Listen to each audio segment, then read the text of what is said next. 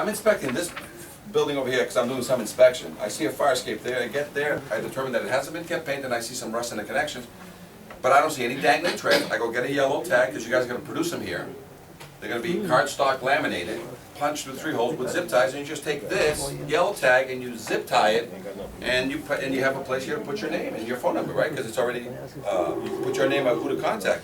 And when somebody gets it and they start reading, they have the 3 steps if you get a yellow tag. The first one is contact the official. So your violation is not gonna get to them for 30 days. But your tag is already telling who? The tenants and the landlord who's going to collect this rent, because here's the new law that we're trying to get across the nation. And this is going to help a lot with the fire escapes. We want all rent checks now to be collected through the fire escape. Okay? And all the tenants are going to put their rent checks on the outside of their window of the fire escapes. And that's the only way that landlords can collect their checks. You think a lot of fire escapes are going to get fixed? Nah. You guys, question? All right. Wouldn't this be a liability? There's a fire. I understand what you're saying. But there's a fire. You have a red tag that's out of service, imminent or whatever. Someone, that's their only option out. Yeah. Even though we're saying it's a liability, tenants are forewarned, what's the consequences of that? That the inspector posted it. Yep. No, if you red tag it now, there's other things you got to do. Like I said earlier, that's an imminent hazard. Yes, You got to vacate that location, or you got to have a fire watch posted. Right, but I'm saying, Chief, even with the fire watch, if there's a fire and I'm in a building, say 13 stories, there's a fire, I got a fire escape. Even though it's red tag, fire makes you move. Right. It's an option. Yeah. And you step out on it, the Who liability. is the liability on whom? Who is the liability? On whom? You have a violation. Anytime you have a violation on anybody, the liability rests with the owner. Otherwise, you told the guy, vacate, Right. fire watch, scaffolding, you're giving. But when it's on the yellow, you wrote a violation. This yellow generates a violation that's in the mail now. But sometimes these people are not going to do, they're not going to do anything. While it's under a yellow, this is just like, you write these violations anyway. You've just left no evidence behind ever in the past that you wrote a violation. It takes 30 days to get to the right person who owns the building. And sometimes it's a bank who's taking it on the foreclosure. You just want to basically, you were here, you weren't even on farscape duty today. You know, you're here on this building, and then you turn around, you look at this thing, it's a yellow, it's not a red. So all you did is, okay, it doesn't look well maintained, as per the code, and you just write, you're starting to write a violation. It's 1 Main Street. You've just never left anything behind. You are now leaving something behind to help 2 people, the occupants of the building and the firemen who may show up in case there's a fire. Because all we're trying to do right now over the next 3 to 5 years is identify the fire escapes, because there should be a city ordinance that says all fire escapes, just like elevators, need a tag to basically describe the current condition of the fire escape. So it's nothing but a guide for the firemen and for the tenants to know whether or not it's safe to be out on the fire escape. Because when I look, and I'm in this building, I'm a renter, and I walk by this fire escape all the time, this tag is only 7 to 10 feet off the ground. I can read from the ground, because this is 8.5 by 11. That's how big this is up in the air, 7 to 10, that's already 7. I understand that, And but I'm just, maybe I'm stepping out of the box with it is, you're there, you got a fire escape. You got bedroom on fire, whatever, you have an option as fire escape regardless of the fact. Are we saying that it's at your discretion? Okay, I can't go on the fire escape because if I go out there, they got a red tag, I might die that way. Some people get jammed up out a window because 80, 90 years old, you know? And that's why right now there's nothing happening. They're gonna jump. I mean, that's what happened in the World Trade Center. People jump from 40 stories up. But the thing of it is that our code states that once you cite the violation, that's why it's important to always tell the inspectors to write the violation. Once you write the violation, the onus is on the owner. He will be criminally liable for anything that happens to anybody because of that violation that you wrote. And that violation is now sitting beautifully on your desk, but a fireman in the middle of the night driving there doesn't know that you have a violation. He's not been forewarned that there's a problem on the fire escape. Your tag that you left there, your yellow and or red tag is now giving these guys who show up at a fire escape to say, hey, I'm not getting on it because the old guys will keep telling me never to get on the fire escape. But then with the new code or the new system here, no, dude, you can get on that one. It's a white one. As soon as they get there and there's a white tag on it, this is mainly for your firefighters to get on it. But at the same time, by you not only writing something on your desk, which could take 30, 60, 90 days to get done, there is a visual tag now getting the owners, not the owners, but the occupants, calling the landlords and say, hey, why is there still a yellow tag on my fire escape? I'm not paying rent this month. So we need to stir the pot to make sure that it's getting some activity, and if I'm a tenant, believe me, I'm gonna call the landlord if I keep seeing a red or a yellow tag outside on this fire escape that you guys put up. I didn't put it up. You guys put it up. But every time we get a call for an inspection, when we leave as an engineering company or as a fire escape engineer company, we have to leave a yellow, red, or white. So it comes from two people. You guys on your normal walkthroughs, so over the next 3 to 5 years, every time you identify one, you'll put a color. But every time somebody just calls in for a fire escape inspection, every structural engineer and every fire escape engineer is going to have to leave a red, yellow. But instead of having the city information here, we have the engineer's information over here. But the rest of the tag is the same. I have a question. Yeah. Chief. Now, you know, we go to the buildings that we're inspecting so that they can close on the property, you know, transfer. What happens when, if and when we tag this, does that hold up their inspection as far as approval? It won't hold up the sale on the fire code status, but all it states is whoever buys it bought that violation also. And they're responsible for repairing, maintaining, or whatever the property is. So if you go out and do a fire code status, 3-family building, they got fire escapes, and you notice that there is something wrong with that fire escape, you write that violation. It don't stop the sale of the property. They can move the property with the violation, but whoever buys the property has also bought the violation and is responsible for the repair. I can answer that also because we get that call all the time. We get a call that says, I'm buying this building, but I want to know how much it's going to cost to get the fire escape done. So what we do is we have the owner, the current owner, pay the inspector to do a full write-up with an estimate of cost. And the fire escape says it's going to be $25,000 to fix it, as an example. They escrow that amount of money in the sale. So the guy either negotiates and buys it as is, but he now that he knows that the cost is $25,000, he drops the sale price $25,000 to cover that. Or the guy says, no, it's not going to be $25,000, it's only going to be $15,000. So they escrow the total amount, the worst case scenario price of $25,000 into an escrow account. The sale still happens, and then all of a sudden now the new guy tries to get it done cheaper, and basically the balance goes back to the owner, you know, if they think they can get the job done sooner. But immediately it doesn't stop the sale, is you escrow the estimated amount of the repair. So none of this, oh, you're going to screw me up here, no.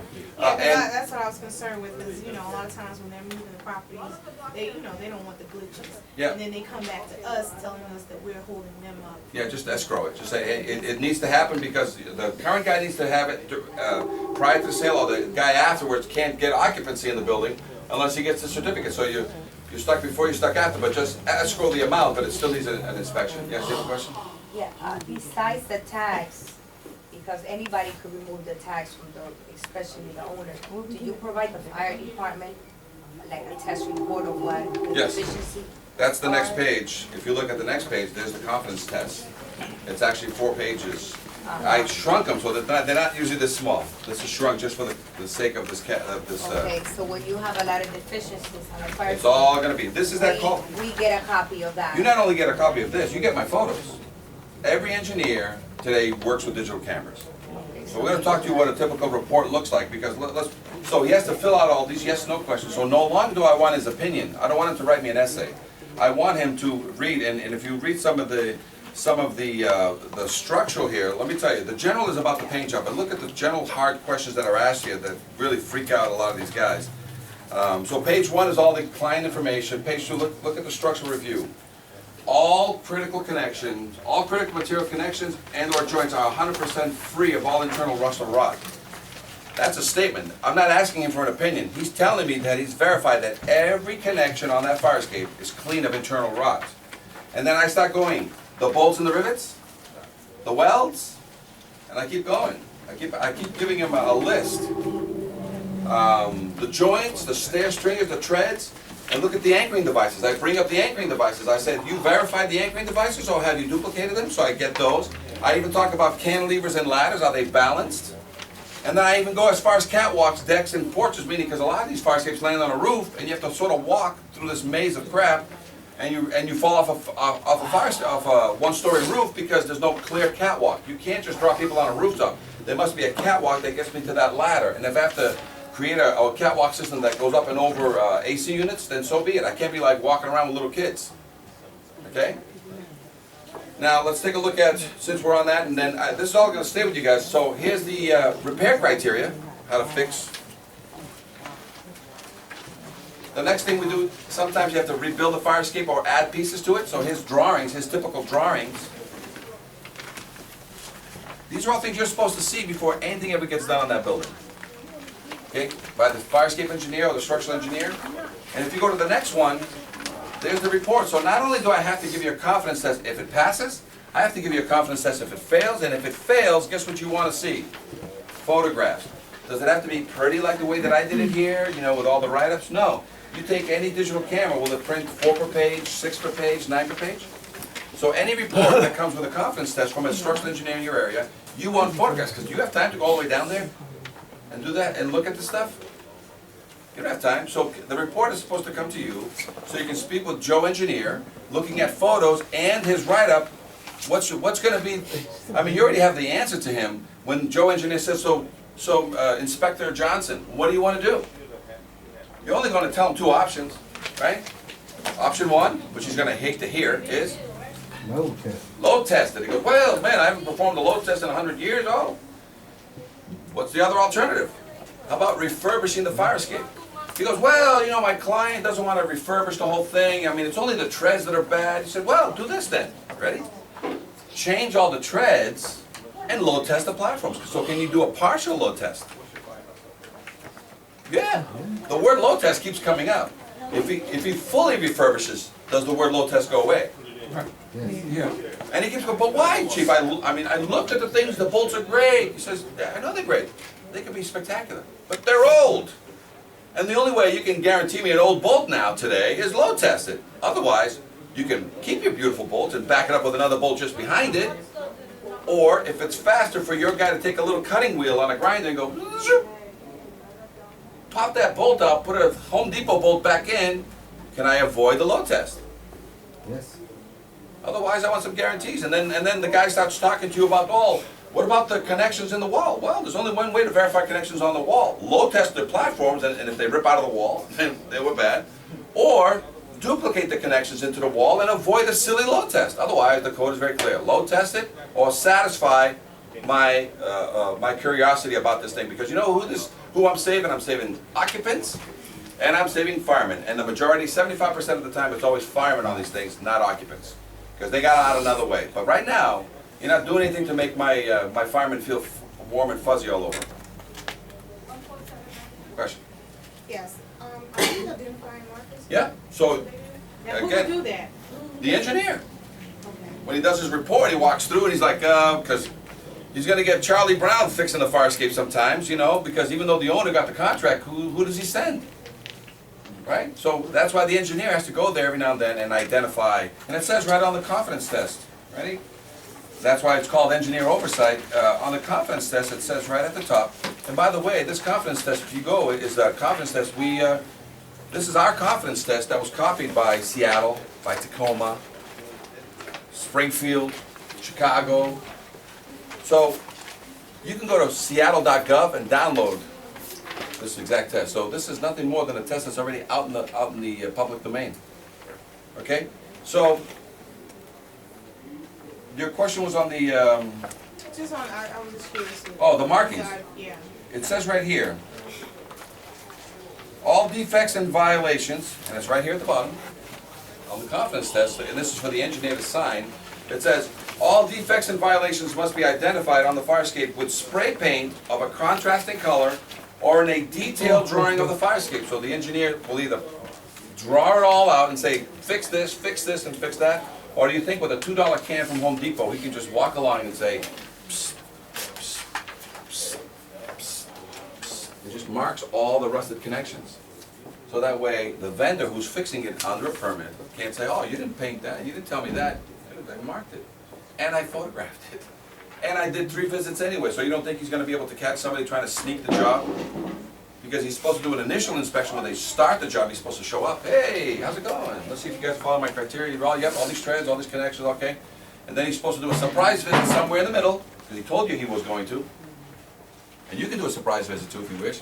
And then he needs to do a final visit when they say, hey, we're all done. Because he's gonna sign this confidence test and put his little seal in there and sign off and saying, and guaranteeing all these things. No more opinion letters. He now has to sign a thing that makes statements, and if this is a false statement, or he's falsifying a statement, who's in trouble now? Who's the liability? Yes. Let's talk about the bolt, and who's, if I load test the fire escape, what kind of liability do I have? After I load test it, if it falls down the next day, kills occupants and firemen, what kind of liability do I have? After I load test it, yes sir. Do I have any liability? If you signed it and No. certified, No, I didn't certify, I load tested it. You Lost load it, tested and it. it passed. and it passed. Passed. The next day, a bunch of people got on it and the thing just collapsed to the ground. Nope. Do I have any liability? No. Nope, not one. Now, just to show you the power of a bolt.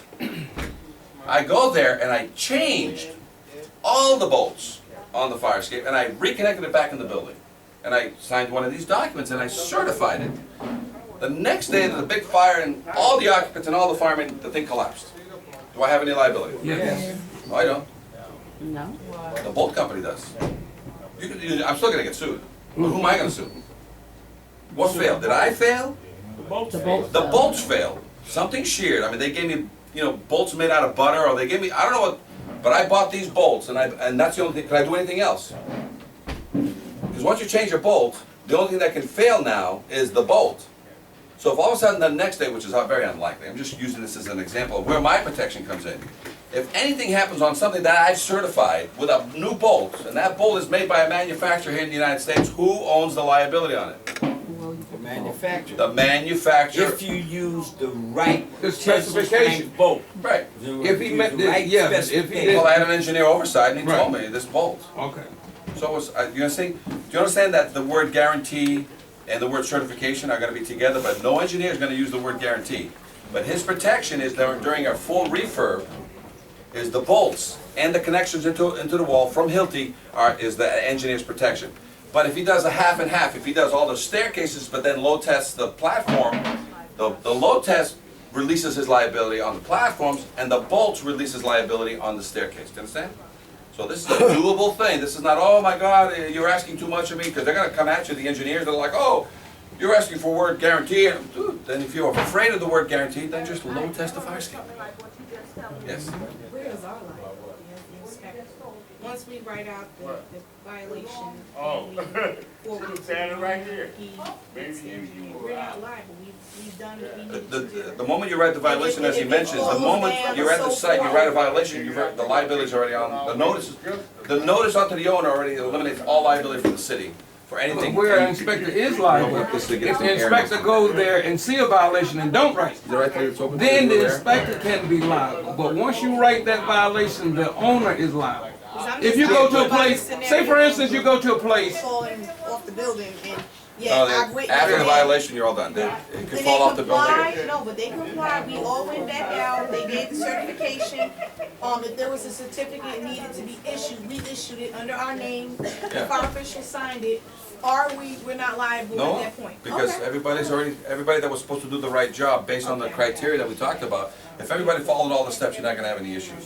but this You're is, not off this, the hook, this, though. this is important here though, but say for instance, we receive a field services notice from maybe one of the field units, and they say the fire escape is bad.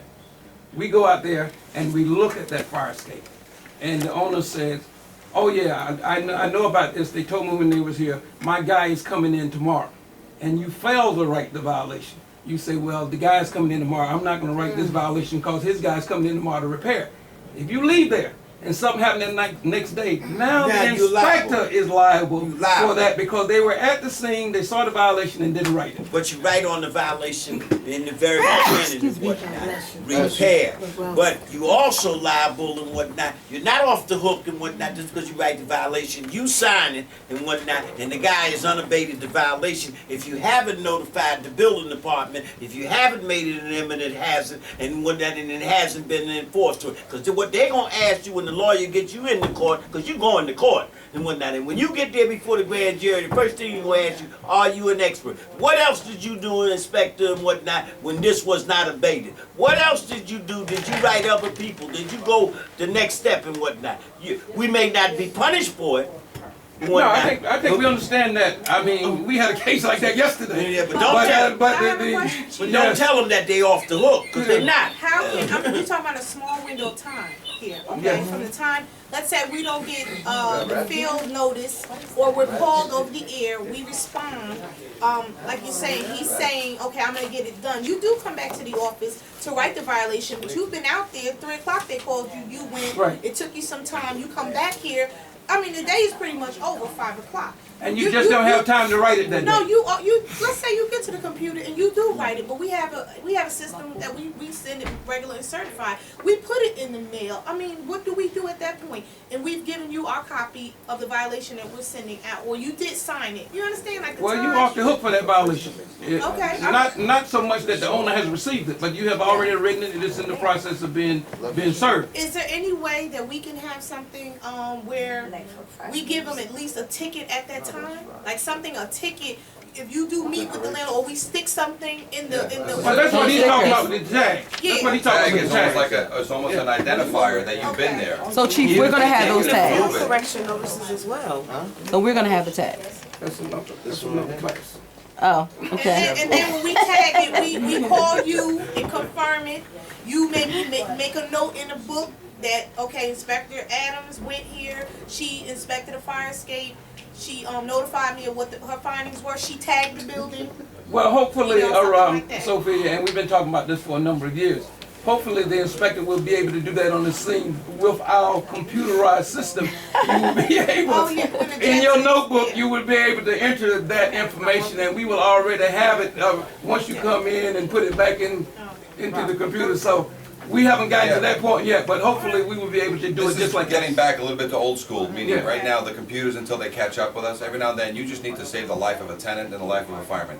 When a fireman gets there and he sees a standard yellow tag or red tag, and when you read on the red tag, you know what it says that you have to fix it? ASAP on a red. You know how long you have to fix a yellow? 30 days to comply. It's right on there. And you basically, you're already working, because the first person you're gonna be speaking to is not the owner. I mean, you're gonna get the information, the owner's gonna call you. But you keep telling the owner one thing. Did you read the tag? It says, yeah, contact the official. You've done that, so. What's the second thing it tells you to do? Have it inspected. Can you have your engineer call me as soon as the inspection report is done? Well, what am I gonna do? You want me to fix that tread? You wanna fix that bolt? No, I'm not gonna tell you what to do. There's no liability. You're not telling me what to do. Yeah, but you wrote repair, paint, test. Repair what? Exactly. I don't know what to fix on that. Your engineer's gonna tell me. Your engineer, through the reporting process, he's gonna get back to me, and we're gonna come up with a plan within the next 30 days to get this thing done. A lot of times we find that when we tell people to do things, they don't know where to start. Right, A so lot of that's- them, they don't know where to So start. send them this. Okay, mail it to them. Mail it Let to that them, go in, mail it to them. you know, steal this and copy and email it to them, hand it to them, have some of these in your hands, you know. You guys can take all this wording out of here and just put it in your own documents, you know, something with the letterhead of the fire department, the fire prevention. It doesn't have to be in this document, but the word is there for you. I'm giving you the permission to use this wording. It's just general wording. If you're an engineer, use this box. If you're a repair guy, read this. And if you're gonna paint it too, then read this and keep calling me, because everybody is always coming back to you. Does any sprinkler system get touched without them speaking with you guys? Any fire alarms get touched without them speaking with you guys? Any fire pumps get installed or taken out without speaking with you guys? Yes. Well, they shouldn't. I mean, a lot of times there's a coordination. Storm. Right. We're trying to say, Supposed to. we're trying to say right now that because they while do. they're fixing these fire escapes under a paint job, this is where they've been hiding. For 75 years, you guys have helped by writing scrape and paints. I have been forced to be working with people who say, I don't want to repair this. The fire official only wrote a scrape and paint. What's your price? To scrape it and paint it. But I'm like, but, I don't want to hear it. They'll hang the phone up on me. But you write the word repair, paint, test, and you leave one of these tags, what's gonna happen? They can call you. They just start reading what it says. Oh, what do I do next? Let me send you this. I don't understand it. Let me read it to you. Chief, what you're saying, so what you're saying is now, on now, because I write paint, scrape, repair, and whatnot, and what it has to be done. What you saying is bypass the fire subcode, don't send that recommendation down to the fire subcode? That's what you saying? No, Do it no, all here? No, Don't no. notify the fire subcode? No, it's one thing that we always should do, like, is tell them you have to require a permit for that. That came up yesterday at our, And you should at tell our the fire construction board of appeal. They say, did you also tell them they have to pull a permit to do that work? Right. Yeah. But- So in but that, you- when you do that, you are notifying the fire subcode because that's who they got to get their permit from. Yeah, the building they gotta department. get the permit and whatnot, but if they fail to do it and whatnot, what you saying, what I'm saying is this, everything that you're saying, what I'm saying, when you write that violation and whatnot, when you find that, do you notify the fire subcode and whatnot, make them aware of that you got a dangerous condition over there and whatnot at building X, building Z, and whatnot. You saying don't notify them. You saying No, I'm not saying that. What, in most cases, I tell the inspectors, we'll write a violation, but we'll also make a referral. It'll either be referred Right, to the that's building what I'm department or talking the fire about. subcode. That's what you So got with certain to do. type of inspection, you make a referral. But what I was also referring to is certain types of violation that you run into that you have to note as a part of your violation. You must obtain a permit from the building department. Chief, if I may, I'll help you with this answer. We've got this across the country, right? When you write the word scrape and paint, forget fire escapes, scrape and paint the door, scrape and paint the wall, scrape and paint the window, is a permit required. Right? So that's the scapegoat for everybody in the country, ready? As soon as you write the word repair, forget fire escapes, repair a porch, repair a door, repair a window is a permit required. Yes. I'm telling you to write you will never write anything ever in your violations But- from now. You will start every violation when you walk up to one, even if it's just needs a paint job. You start with what word? Repair. Automatically, doesn't that mean you have to notify the subcode official? So as soon as you start with the word repair, it's a permanent activity coming. So you just say repair, paint, load test. There's already a critical activity going on here. But the word repair automatically means that the subcode official is getting notified either through referral, but nobody can move forward. And by the way, you have the guidelines. These are called, this is not code, this is policies and guidelines, which is, you can have a million ideas of, and it says right there under the repair guidelines, you know, suggested in layman's terms, the official is looking for permitted repairs under engineer oversight. So there's already, the engineer oversight comes from this guy, the permitted repair is gonna knock out all these guys that are florists who are now fixing fire escapes with a can of paint out of Home Depot. So the word repair, paint, test automatically makes two people notified. You wrote your violation, repair, paint, test, and now the subcode official is being notified under referral or directly that there's activity that's gonna happen on this building, and if he wants to go down there and write some additional violations, he can. Because what did he get what did he get from you? The word repair, which to him means what in his coffers? It means money. But you write scrape and paint, guess what he never got to see? You know how much money is sitting? If you have 1,000 fire escapes, and there's 20 grand on each fire escape, just as a number, it's 2 million. 20 million, right? 200 million. Jesus, I'm gonna have to do my math when you add 3 zeros. So there's a lot of money that's sitting there for, you know, what is it, 2%, 1% of the permit fees, plus fines and penalties. Now let's get back to that other point. When you start putting these yellows and these reds, how many people you think are gonna just in 30 days resolve your issue that took 75 years to totally get all messed up? So if you read the document, but as soon as you put that tag on and there's a line in the sand from you, I said something on here that says, contact the fire official, and it says repair permits, violation fines, or certification fees may apply. What's that mean? If this guy where you put a yellow tag 6 months ago has never called you yet, neither has his tenants. That means he's in violation. Do you have a per means he's diem? going to penalty. Do you have a per diem? Yeah, we have a per diem that's not enforced. When is the last time, you know, whatnot, we really done got somebody, unless they seek to pay the penalty from us or come to us. We ain't took nobody to court. But John, see, you misunderstanding. I'm not misunderstanding. Well, you asked the question. Want me to answer it? Yes, answer. Okay. What it is we do write penalties. People do come in and pay penalties. The breakdown what John is talking about is in our municipal court system, whom the presiding judge down there don't think that our violations belong in municipal court. So we've been trying to go back and forth with the judge on this, where they should be. But in our fire code, it does say that we can take our penalties to Superior Court. Now, we would rather do it in municipal court. It's easier for us. But we have told the judge that if we can't get this thing settled where we can get them in municipal court like we used to, then we're going to have to find out what procedure it is for us to do it in Superior Court, because that's what the code says. All I mentioned there is that you have an income producer in there. Right. And all I'm saying to you is, right now, is to say, these people are not gonna fix these fire escapes overnight. No. They're gonna take 6 months or 6 years, but that's okay, because as long as that tag stays there, who's it helping? The occupants and who else? Firefighters. And by the time they finally buy it, sell it, trade it, do whatever to that building, don't they have to come back and settle up with you? Because the fine was put in 6 months ago or 16 months ago. There's fines and fees that they have to resolve to either buy it, sell it, transfer it. You're gonna get, so let the meter run. Because right now, are we out as a group here trying to fix fire escapes or just identify them for now? We identify them Or now. identify them either as a yellow or a red, and who's the only one that's gonna tell you it's a white? Structural engineers, right? So you guys are just identifying fire escapes for the safety of the occupants and the safety of your own firefighters, and you're done.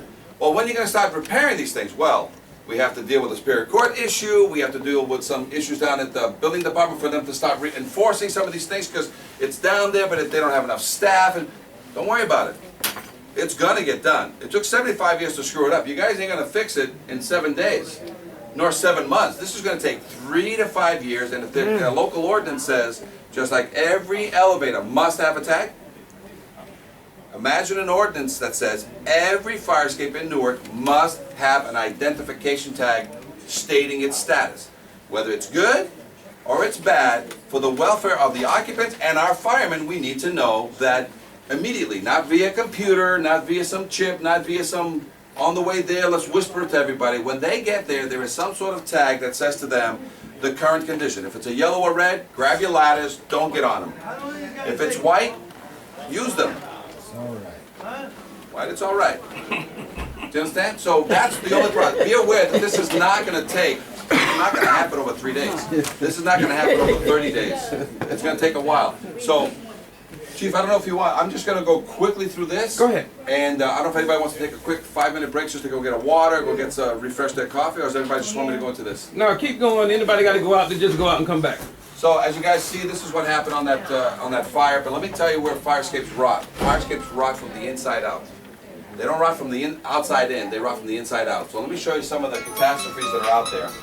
This is called live load testing. Chief, you know live load testing because firemen. Do you happen to know their names? So maybe some of these people recognize their names. I doubt if anybody, we're talking about over 20 years ago, the last time we lost a fireman on the fire escape. But they have an event for Harry Halpin. helping, but nobody, I doubt if beyond Walter, nobody would know their name. So what not? So let me tell you who fire escapes get. Fire escapes get firemen. Fire escapes get people. Fire escape also gets vendors who fix fire escapes. One of our guys out of Chicago, his father fell off a 7-story fire escape doing this is not him, but doing this exact situation. While fixing a fire escape, he fell 7 stories to his death. How many times do people remember back before air conditioning, where did you used to sleep to cool off in the night? On the fire escape. So here's some shot. On the roof. Fireman's worst nightmare is when all hell breaks loose, what do they got to use to get out of there? Fire escape. Whenever you have people, kids, people sometimes can't, for some reason, can't go out the front door. Where do firemen go get these kids or these people out? Through. Fire escape.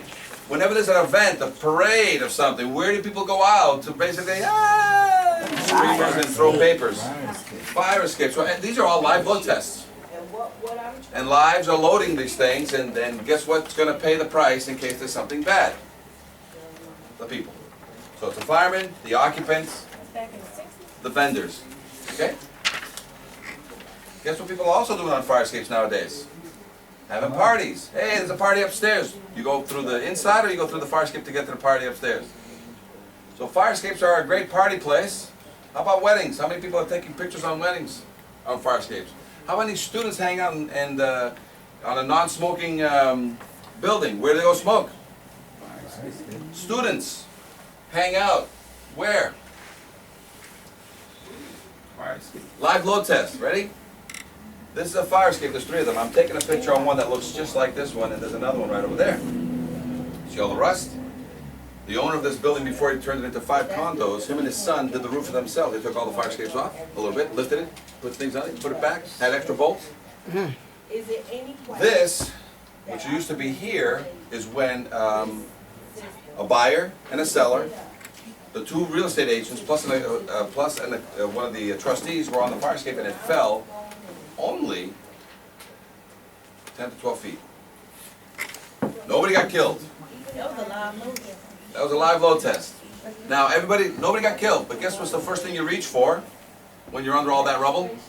Broken bones, blood everywhere. What do? You grab the phone, you dial.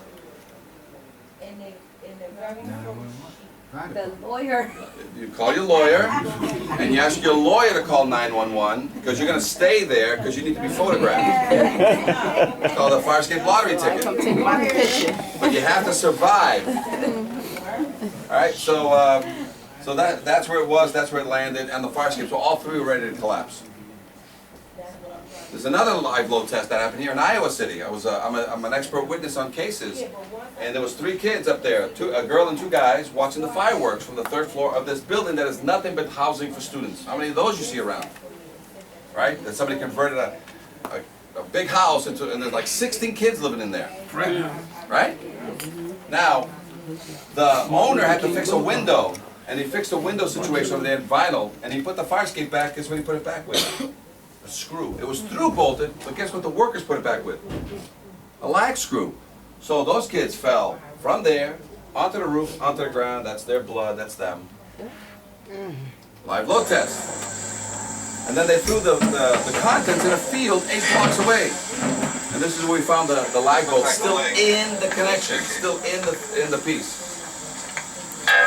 Now I'm there, but look around me, it's nothing but lawyers. Those are all lawyers. Okay? And then they put it back, and they threw bolt it, and they put a leg on it. Another live load test. In Boston, this is a 5-story building, and this is a 5-story building, but because it's on a hill, your 5-story is already over their roof, and they have a roof deck on this side, and so somebody had an apartment, 26 years old, him and his girlfriend came back 2, 3 in the morning, drinking on a summer night. What do? Keep drinking in your house, or you go to the neighbor's rooftop deck? Rooftop deck, the phone rings, the girlfriend says, hey, I'll get that. She comes back and tries to answer the phone because there's no rail here. She falls, boom, 5 stories, dead, 26 years old. Missing pieces of a fire escape. So who inspects fire escapes? Engineers. The law is very clear. Structural engineers and or others acceptable to the building official. You know what some states will allow? They'll allow architects. They'll also allow fire escape engineers. You know what a fire escape engineer is? That's somebody that's licensed by a state to basically inspect fire escapes. So let's see if there's any licenses out there. And right here, if you go on the credentials page, it shows you there's only 2 licenses in the whole country right now that you can get to touch a fire escape. One's out of Boston, and it's put out by the building department, that's a G3 license, and the other one's out of California. What about everybody else in the middle? What do you do with those people? So we're trying to change the code now through the National Fire Escape Association to make a certification process nationwide to make not only structural engineers able to inspect fire escapes, but you can also get an inspection certificate through the National Fire Escape Association to inspect fire escapes as a fire escape engineer. So properly trained inspectors can inspect fire escapes. Yes, question? There was an incident in Storage, I don't know if you're aware of it. They, I guess the guy Wells, who does welding, he's certified, and the fire escape fell down on him like the strings. Are you familiar with that? Just happened? Now, he said about 3 years ago, I was out with him yesterday, Okay. and he said that the fire escape fell on him. He went to pull the strings and check them, and he's like 250 pounds. There's no liability. He said that he can't sue anybody or something. How does that work? How does that He's work? certified. No. How does it work with something like that? Let's say, I got a case. I got a case here that happened in New York City where we were an expert witness where a fireman went to the 3rd floor or the 5th floor fell through the fire escape and got injured. He snapped his spine or did something to his vertebrae. He was about 26 years old, and he was no longer a fireman. The uniqueness of the case was that it wasn't just an injury. During work, he basically sued the owner directly for negligence. Because the fire escape, it was proven through our investigation that nobody had done anything for 25 years. So there is a time limit. I think it's only 7 years, but let's put it this way. If you can prove that on this fire escape, okay, there has been no work done for at least 25 years, the neglect. Now, I'm just playing I'm playing Prairie Mason here, so don't. But if I can prove that you haven't done anything to this fire escape for 25 to 50 years, you and the previous owners, then I'm a vendor and I show up at this job site and I'm going to do the repair work. The owner didn't hire an engineer, didn't hire somebody of qualifications to say, this is very dangerous, don't even get on it. You should have some scaffolding on this thing, temporarily shoring it up while you then work on it. If the owner hires directly the vendor to fix it, and it's a welding guy, and that welding guy steps onto that situation, and the thing collapses, who's at fault? Is the vendor qualified to make a fire escape repairs without engineer oversight? He can fix anything. You can go there into a house and start taking out. You can start taking out 2x4s because the owner told you, hey, I want an open space over here. Start taking all these walls out over here, right? When you're doing reconstruction of a building, what is required when you're doing modification to interior walls? One that you gotta remember, one that have Permits and plans by who?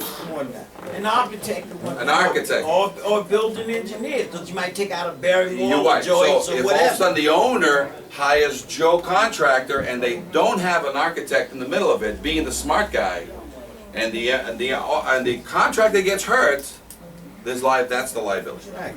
Okay?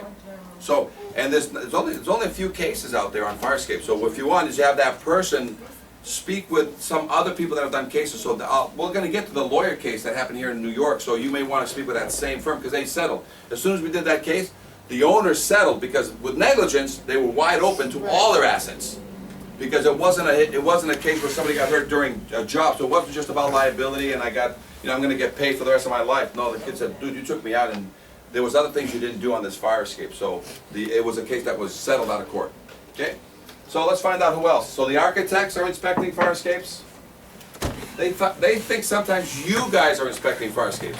And every now and then you do when you say scrape and paint and fix the tread. Guess what you've just done? You've just become a structural engineer. When you tell them to fix that one tread. Never, ever, the first word on every violation that automatically gets the building official involved, repair. Paint, test. You've hit all three things in your code. So, fire escape inspectors, I just covered that. Right off the bat, guys, this was in Fort Lee. Fort Lee, right? The fire escape pass or fail? Fail. All right. So I got called by the secretary because they had an engineer's report that looked like this. This is an engineer's report. You know what he wants me to do on that fire escape? It says there's 4 things. Fix one tread, unbend the platform piece at the 3rd floor, and scrape it and paint it. I went there, did my inspection, and I failed it. Look at all the pieces this is how big it is. Who's right and who's wrong? Right. Now, this is a guy with 8 years, experience, 70+ years old. This is a piece of paper. This thing, the reason why it had a violation is because during an alarm that went off, a policeman fell through one of the treads. And when the firemen got there and all this stuff, everybody started freaking out. But then all of a sudden they had this that said the fire escape, only 4 of these things, then give it a great scrape and paint. So this is what you got to be worried about is these opinion letters. These opinion letters ain't worth anything. This will put firemen on the ground and hurt them. But if you have a confidence test, which is statements that all the interior connections, all internal rust has been removed. Can you see internal rust on all these connections? So if that guy signed one of these confidence tests and somebody got hurt here, can you sue him? Because he lied on a document. You didn't ask for opinion, you asked, answer these questions. That's what a confidence test does. Now here's a confidence test that exists in the nation. There's one out of California. I had to get a license out there, it's $1,000 for the license, and every 3 years you gotta give them $1,000. The first page is just the information about who you are, who the client is, and where the building's at. The second page, because I use that as an example, the second page was just an opinion letter. So I came in and I created my own confidence test that had check boxes, and it had these, see this yes, no, or not apply? We did this class up in Seattle, and why did Seattle bring me in? Because 4 guys fell to the ground from the 3rd floor on a fire escape that was lag bolted. We showed them the same test, and they applied, and so we can give the chief the contacts in Seattle. But they went and they used my questions, and when you read my original, and you read the confidence test, it's the same questions. So these are generic yes, no questions asked of the inspector, and here it says all internal rust must be removed. It talks about the cantilevers, it talks about the walls. Isn't that all that's here? So these are things that we're showing nationwide, and in 2012, we feel very confident that the code is going to be changing nationwide, and it's already started this year. In Portland, Oregon, they made it a state code, everything that we talked about here, and then it goes into effect January 15th. So we're very proud of Portland basically stepping up and taking this, not just for their city, they took it and they applied it into the state.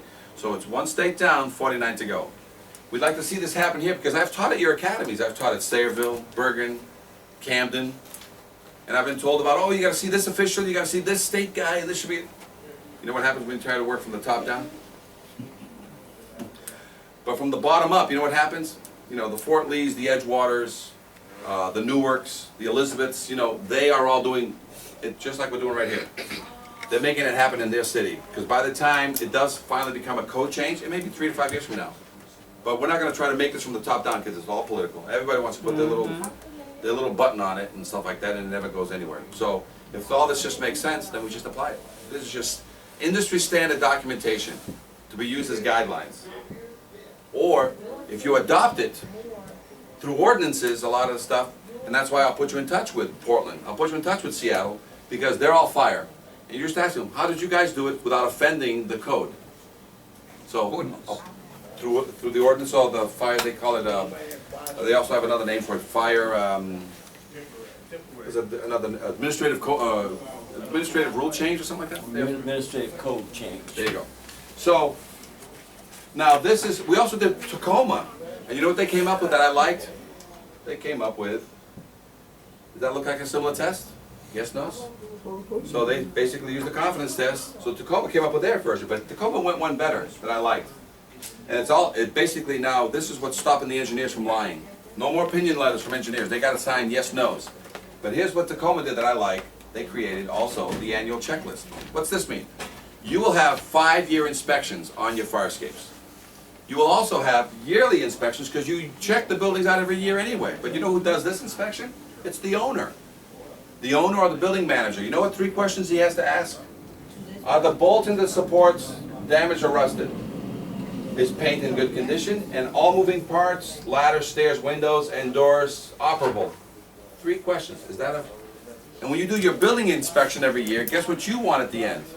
See that? You want that signed by him, not by an engineer, not by anybody. And when you have a 5-story building with a cantilever, right? You're talking to the manager or the owner, and he says, oh, my fire escape is great. Say, great. I'm going to go downstairs. I want you to go to the 5th floor. I want you to climb up over the roof, climb down, walk down all the stairs, operate your cantilever, let it hit the ground, and walk away and give me this document. Then you just go downstairs. You're going to scare the shit out of that guy. Excuse my language. But if it's a white one, is he going to be scared? No. Can he hire somebody else to walk it? Can he have his management company walk it? But you're basically, aren't you proofing it every year that the thing is operational? And who's telling you it's operational? You telling them, or they're operating it for you that day? And you're waiting for it at the bottom. You're not going to climb over the ladder and climb down the stairs. He says it's good. Every year you get to prove it. So I love this Tacoma one, and we made it. The Tacoma one is right here. So we merged the Seattle one with the Tacoma one, and there's an annual. And this is not by a structural engineer. Structural engineers are every 5. By the way, if you do a full refurb on a fire escape in lieu of a load test, what's the average life cycle before you ask for another load test, do you think? Full refurb plus a paint job was done. Spectacular. All the joints were sealed with silicone. Well, the rule is every 5 years you're supposed to demand a load test, right? Or some other satisfactory evidence. But the national average, if you fully refurbished the fire escape today, re-tied it back into the building, 20 to 25 years. For forcing a load test, You got white out. okay? White Here's what a tag looks like in Seattle. You know what they want in Seattle? They want them 19 inches wide, 11 inches tall, Chief, this one's for good. 7 to 10 feet off the ground. But this is what a yellow and a red looks like when your firemen show up. This is on an actual fire escape, and this is what a white one. I don't think they need to be that big, but you can make them as big as you want. You can make them posters if you want. Otherwise, I think if you keep it 9.5 by 11, you have your own laminating machine here. The thing that you want to find out is the very last one, the white one. You have to have a very good lamination on it, and you have to have inks that don't fade, because believe it or not, in 5 years' time, it eats. So a lot of times, these are done on a white, 1/8 thick plastic with non-fading paint. So that's done through a Kinko's, but you want a white. So can you guys see how, for the owners and or the firemen, how quickly they can identify the condition of a fire escape? And it also has who did the inspection. This is RFA. This is in Seattle. It tells you when the inspection was done and when the next inspection. So it's 2014. It was done in 2009 in June. 2014. So when you do your yearlies, can you immediately know when it's due for reinspection? So this is like an elevator tag. Everything is right there in your face. You don't have to go back to your files to find out. It's all immediate, okay? Let's take a look at rust. This is where rust comes from, guys. Starts in a connection. This is a juvenile facility for kids 17 and younger. Okay? Now, you know how you guys used to walk fire escapes? You will never walk fire escapes again. You'll always do your inspection from the bottom, because you're going to be able to see a couple of things that are markers when you walk up to a fire escape originally. But this is what happens when you walk up or walk down a fire escape, not knowing its condition. And this is for the fireman or you, but mainly it's the fireman in the middle of the night fighting a fire and trying to get off this thing. This is what they run across. Ready?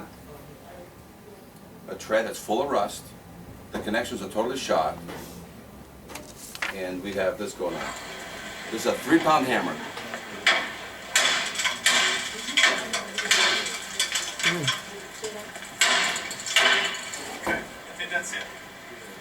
So you have a 3-pound hammer test, which is equivalent to you walking up the fire escape and